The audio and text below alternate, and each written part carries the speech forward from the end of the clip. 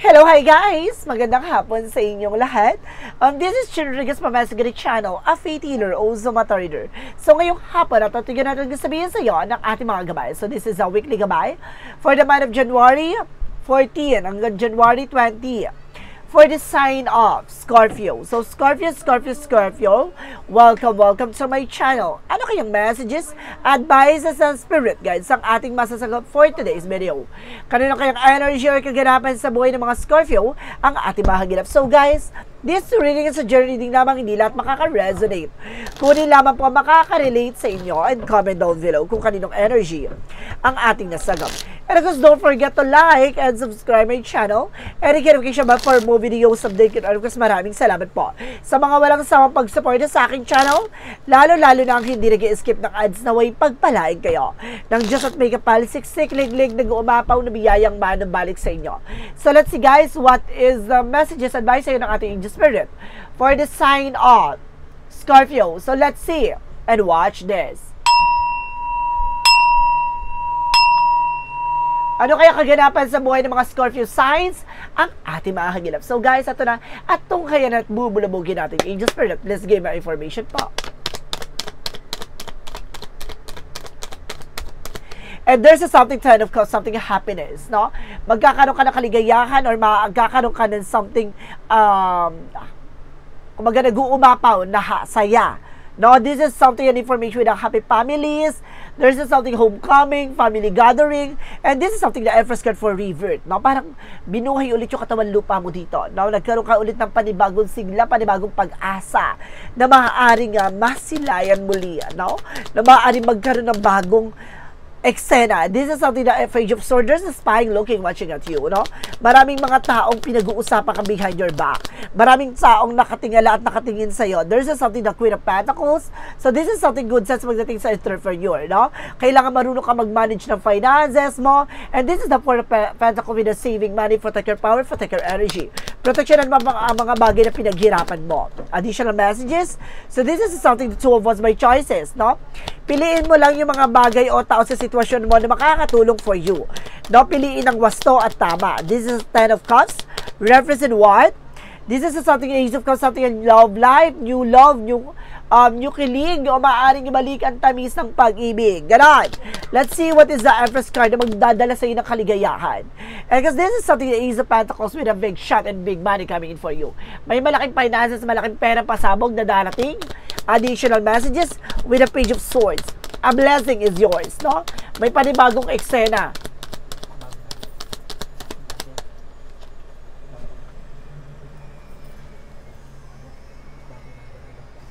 Okay, let's see what is a Page of Swords. There's a Six of Cups, something a past person or an ex, no? There's a watching, looking at you, no? May mga tao sa sitwasyon mo na sumusubaybay behind your back. What is the Queen of Pentacles? Represent with the Emperor, be mature enough and being grounded pagdating sa business mo, pagdating sa negosyo mo. What is the Four of Pentacles? Represent what? And kasi dito with the Page of Wands, something good, just may magandang balita about sa finances. Wow. Pasabog. What is the Two of Wands? Represent what? So this is the Hermit card, no? Piliin ang wasto at tama yung mga bagay na makakatulong sa'yo. This is something Hermit card with the spiritual awakening, no? May mga bagay na parang mamumulat ka, may mga bagay na parang magigising ka, no? Parang may mga bagay na magpapaunawa sa'yo, no? Lahat ng mga bagay o pangyayari sa sitwasyon mo, kailangan maging matalino ka. This is a Ten of Cups and the Ace of Cups represents the Star card for healing, no? Mawawala na yung worries and of course stress mo. This is something in healing. Miracles, pag-asa, magmumula sa kaligayahan at pagmamahal. What is the Empress card and the Ace of Pentacles? So this is something hidden agenda or hidden enemies. Or either there is something unexpected blessing coming in for you. Wow. What is the Page of Swords? The Six of Cups. So this is a child card. Okay, there's something a friend of yours or either a friend, ex-friend or a family. No, related or either a friend, mutual friend, ganon, na maaaring parating, no? Kumaga may mga sumusubaybay sa'yo na gustong puntahan ka, gustong subaybayan ka, ganon, at tignan ka, ganon. Or parang may pinag-uusapan behind your back. What is the Queen of Pentacles and the Emperor? So this is a magician, no? There's a something manifestation and you have the authority to change your life from the fullest. No, ikaw yung makakagawa ng paraan para mabago ang mundong ginagalawan. What is the Four of Pentacles and the Page of Wands? So this is the 7 of Wands that you are being protected, no? Protektado ka naman daw, may mga magagandang balita at may parating talagang blessing sa pagdating sa'yo na maaaring magprotekta, no? Maaaring proteksyonan at pangalagaan kung ano man yung mga bagay na iyong nasimulan. What is the Two of Wands and the Hermit card? So, nire-represent with the Tower moment for a major changes. Malaking pagbabago na magaganap, no? Kailangan mo lang magtiwala at kailangan mo piliin at litisin, no? Or, kumbaga, himay-himayin yung mga tao sa paligid mo. What is the additional messages for the outcome? For the outcome, this is the Three of Wands waiting for a ship, no? Kumbaga, may mga bagay na kailangan mong hintayin, no? May maaring parating. There's a trouble, transaction, and the Knight of Swords with the success driven. At the end of the time, magsasuccess ka naman daw. At sinasabi dito, there's a Ten of Wands, something burden. Na may mga bagay o sitwasyon mo na parang nabibigatan ka, obligasyon, responsibilidad. But definitely, this is a death card for an ending and a new beginning. Now, this is a transformation of you. Kumbaga, may mga unti-unti mababago pagdating sa iyong finances. No? Maaaring magkaroon ng transformation. And of course, this is something na para mawala na yung mga worries mo at mga iniisip mo. What is additional messages for finances and career? For finances and career, represent what? This is a Knight of Cups with a wish fulfillment. So, may mga bagay na matutupad na. No, mag-uumapaw ng katuparan dito. There's a wish coming true. And this is something na Knight of Wands for slowly but surely. Mamagal man pero sinisigurado nito mapapasayo. Hinay-hinay lang. Hindi ka naman hindi naman agresibo. No, kailangan mo lang kumalma. And this is something that Queen of Swords. Kumbaga nakita mo na yung magiging possibilities. Alam mo na yung magiging outcome. No, kailangan mo maging kalmado. What is additional messages? Pagdating sa love life. Pagdating sa love life, there's a something, and Queen of Cups, something and healing, emotionally healing and emotional mature. No, parang, kumbaga, hindi ka na basta nagpapa-apekto na pagdating sa pag-ibig. And this is the Seven of Swords with a stick and a cheating lie on you. Na maraming mga taong, kumbaga, nagsisinungaling behind your back, kailangan mong putulin yung mga bagay na hindi nagsiserve sa'yo. No? Additional messages about naman tayo sa health. About sa health, there's a Knight of Pentacles with a blossoming abundance, may paglagot, paglakas sa finances. There's a Three of Swords, there's a something insecurities, no, na kailangan mong pakawalan at bitawan. May mga tao na i-get behind your back, may mga taong nakasubaybay, no, at maaari nagbibigay sa'yo ng worries. And there's a the Moon card for something a truth reveal, na maaari may mga nararamdaman ka sa madaling araw, maaring kumaga bigla ka na lang nagigising sa out of nowhere, or either na nanaginip ka, na maaaring maging maganda na takbo ng iyong kapalaran. So let's see. What is additional messages with the magical fairy messages? Represent what? Magical fairy messages represent everything is okay. Now, huwag ka mag-alala. Lahat ng mga bagay na nangyayari nito ay may ibig sabihin at may kahulugan. And you deserve is within reach, no? Lahat ng mga inaasam mo ay maaaring pumabor sa'yo. Kung maniwala ka lang at magtiwala sa atin po ang may kapal, huwag kang mag-alala. There's a beautiful way at the end of the time. So, let's see what is the Yin and Yang Oracle card. Represent what? And there's a truth, no? Lalabas ang katotohanan dito, guys. Kumbaga malalaman mo kung ano man yung mga bagay na dapat malantad sa'yo. And this is something change. Unti-unti na mababago, unti-unti na mag-iiba, at ini-encourage ka dito na kailangan mo maging matapang. And this is something I'll remember, awakening, na parang pinapaalalahanan sa'yo na may liwanag, no, sa likod ng mga kadiliman o kalungkutan na nararamdaman mo. No, bukas palad mong tanggapin ang liwanag na naghihintay para at paparating sa'yo. What is the synchronicities? Represent what? What is the synchronicities represent what? And there's a something Raven, no? Meron naman dito daw na parang sumusubaybay sa'yo. There's a something sister. O kapatid to. Or meron tong kapatid na maaaring gumagawa ng eksena sa'yo. Or either there's a something a sister na maaaring kapatid ng kapatid ng hipag mo, kapatid ng tiyahin mo, kapatid ng tsuhin mo, kapatid man ng nanay mo. Kumbaga, there's a something Raven na may sumusubaybay, no? Meron talaga, there's a something uwak. Additional messages, guys, excuse me, with the romance angels, represent with the cheating, broken trust, Na meron dito, some of you, meron dito nag-cheat, no, with your partner. And this is something a block. Na meron man dito naka-block na.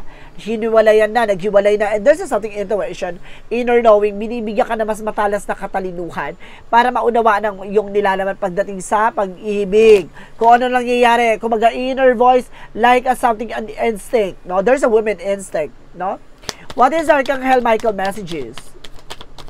And because this is something, prayer will help you from your situation. Magdasal ka daw ang makakatulog doon para makaalis ka sa situation. And self-respect. No, kailangan nyo respetuhin yung sarili nyo. One more card, please. Okay, so this is something detached from the situation. Kailangan mo na makalaya sa hindi magandang situation. So let's see. What is the Romance Angels represent what? And there's something, love yourself. I love yourself first. No? Kailangan mo mahalin yung sarili mo. And there's a religious factor. This is something a spiritual path. No, meron daw about dito na true love. Na talaga there's a twin flame energy na maaari nagtagpo kayo or there's a something karmic relationship. Meron nagtagpo dito about sa love life tapos pinaghiwalay or either may mga taong tumututol sa inyong relasyon. No, kaya mag-iingat at mapagmatsyag, ganon. And there's a protected. Don't you worry, you're also protected. And this is something yoga. No, kailangan mo na exercise, stretching. So let's see what is the energy represent what. Energy represent with a woman holding a coin. So sabi if you were a woman, ikaw may hawak ng finances. If you were a man, siya may hawak ng finances. And this is something indecision. May mga bagay na nahihirapan ka mag-decision as of now. No, kumbaga maraming tumataktak sa utak mo at sa isip mo. What is additional messages with an angel spirit? And there's a star ancestors, no? Kumbaga may mga bagay na parang nakatago na maaring malantad, no? There's a hidden secrets. And because this is something a crack open, no? Kumbaga lahat ng mga bagay parang magbubukas sa'yo, no? Parang ito, this is something na humog na or kumbaga sa itlog, ano na siya, no? Luto na siya na kailangan ng basagin. Or unti-unti na siyang nakikilala or lumalabas, no? Ang intention, katauhan, and this is something honesty. Kailangan mo maging totoo at maging tapat sa sarili mo. What is the Monsology represent what? You and your love, your hard work is paying off. See? Kumbaga lahat ng mga pinaghirapan mo ay maaaring may, kumbaga, maaring may kabayaran na, no? Maaring kumbaga nandito na yung katuparan sa mga pangarap mo. And there's a look at the bigger picture. Lagi mo titignan yung magiging possibilities, yung outcome ng eksena, and there's an adjustment are required. No, kailangan mo mag-adjust. What is the chakra messages to represent what? And there's a trickery. Mag-ingat ka sa manloloko. And there's a forgiveness. Na may mga bagay na ipagpapatawad mo, hindi para sa kanila, para sa sarili mo. At mag-ingat ka, baka nililin lang ka lang yan. Maging impartial, kung mag-impartiality, maging balance ka. Na physically, mentally, emotional, and mental. Hindi ka dapat nagpapauto o nagpapabudol sa mga tao sa paligid mo. Alam mo guys, meron ako na sense dito na maaring minsan na nagsinungaling sa'yo, minsan ka na niloko, kumaga wag mong hayaan na maloko ka ulit. And this is something truth reveal. Di ba malalantad lahat ng katotohanan? And this is something greed with the love, no? And there's a something gift and review, no? Binibigyan ka ng paalala ng ating gabay with the past life, na ito yung regalo ng ating angel spirit na mensahe na hindi na maulit ang mga bagay na nangyari sa nakaraan. What is Archangel Raphael messages? Represent what? And there's a stay positive, na kailangan mo maging positibo sa lahat ng eksena, no? What is an angel's answer? Represent what? Peaceful resolution. Magkakaroon ka na kapayapaan solution dito. And this is something no. Marunong ka dapat humindi, no? Hindi puro oo na lang, sige lang. Hindi dapat ganon. And there's an abundance. Magkakaroon ka na kasaganahan talaga dito. Mag-ingat ka lang sa mapang-abusong tao, no? Kumbaga may mapanlinlang na tao. For Jesus loving quote said. For Jesus loving quote said. Oh my God, dalawa. And let your light so shine before men they may see you the good works and the glorify your Father which is in the heaven. So hayaan mo yung kumbaga yung mga gawa mo ay makilala at magningning, no? At hayaan mong lumabas ang katotohanan na mula nang gagaling sa'yo, yung mga bagay na kaya mong ibigay at kaya mong ipakita, no? It's either kakayanan, kaalaman, no? Dahil yung mga gawa mo at kung ano man yung mga bagay na naging tapat ka sa mga bagay na ginawa mo, magbabalik sa iyo yon, no? And this is something, if you have a faith as a great mustard seed, you shall say unto this mountain, remove hence to the other place, and shall be removed. So see, magtiwala ka sa mga bagay na itinatanim mo. Alam mo, at the end of the time, kung yung mga bagay na yan ay binigyan mo ng pagmamahal at pagpupusigi at pagtsatsaga, alam mo mag-grow yan. Pero kung bagay na yan itinanim mo, alam mo sa sitwasyon mo na hindi yan mag-grow, umalis ka dyan sa situation na yan. No, alam mo, there's something toxic, and of course, toxic environment and toxic surroundings na kailangan mong pakawalan at bitawan. For the angels, number represent what? And there's sa madaling salita, wag mong ipilit yung sarili mo sa mga taong hindi katanggap.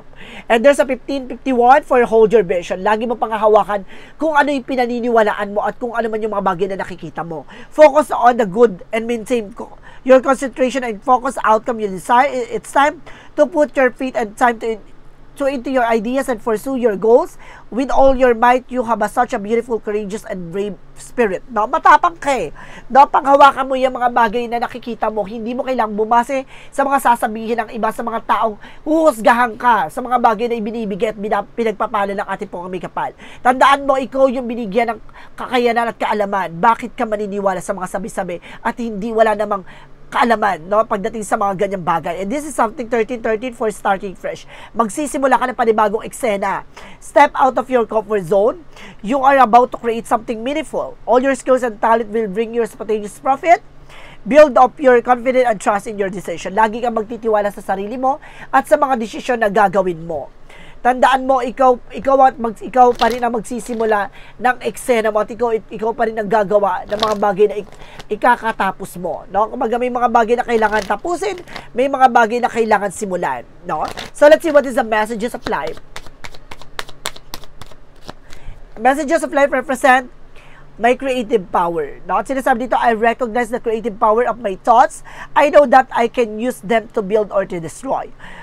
Today, I choose to use my thoughts to create a universe filled with a joy and a harmony. I will maintain a positive attitude. I have the power to create love and peace. So see, ikaw yung gagawa ng bagay na alam mong ikabubuti at ikasasama mo. Bakit ka bumabasa sa mga sasabihin ng iba para makaapekto sa iyo, no? Palayain mo yung mga negative thoughts, palayain mo yung mga toxicities and toxic environment, at kailangan mong panindigan at kailangan mong panghawakan kung ano man yung mga bagay na pinaniniwalaan. So guys, this is a weekly gabay for the month of January 14 hanggang January 20 for the sign of Scorpio. So, Scorpio, maraming salamat for this wonderful reading. So, once again, this reading is a journey din lamang, hindi lahat makaka-resonate. Kunin lamang po ang makaka-relate sa inyo. And comment down below kung kaninong energy ang ating nasagap.